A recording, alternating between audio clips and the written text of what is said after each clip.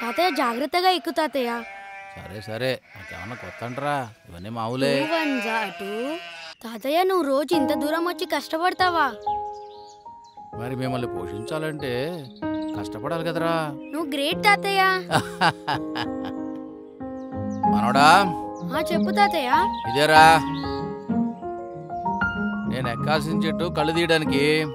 అమ్మా బాబోయ్, ఇది ఎంత పెద్దగా ఉందో. నువ్వు రోజు ఇంత పెద్ద చెట్టు ఎక్కుతావా?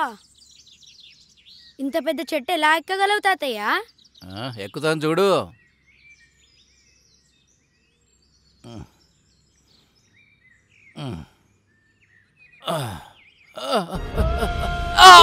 ఏమైంది తాతయ్య? తాతయ్య ఇవ్వండి తాతయ్య. ఏం కాలేదు, ఏం కాలేదు. ఏమైంది తాతయ్య? ఏం కాలేదు కదా తాతయ్య? తాతయ్య ఏం కాలేదు నాన్న, ఏం కాలేదు. ఏం చంద్రయ్య ఇంకా తీలేదా?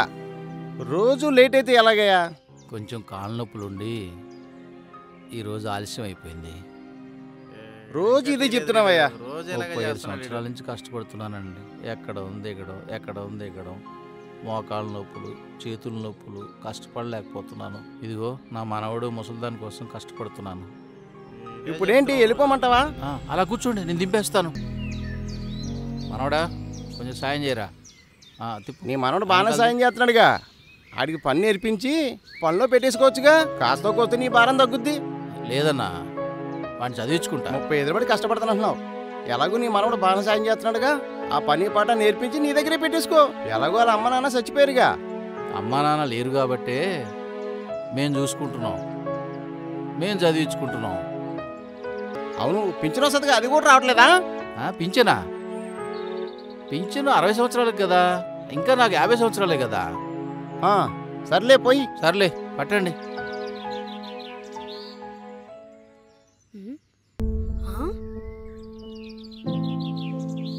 తాతయ్య ఒకసారి చూడు.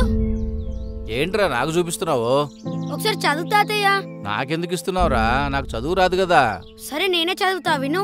చదువు. 50 ఏళ్లకే బీసీలకు పెన్షన్ నెలకు 4000 రూపాయలు.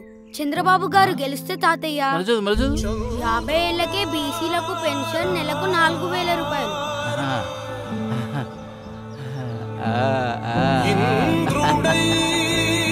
4000 పెన్షన్.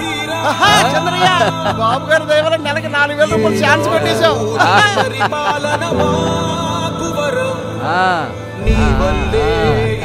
మొత్తానికి లక్కీ ఛాన్స్ కొట్టేశావు.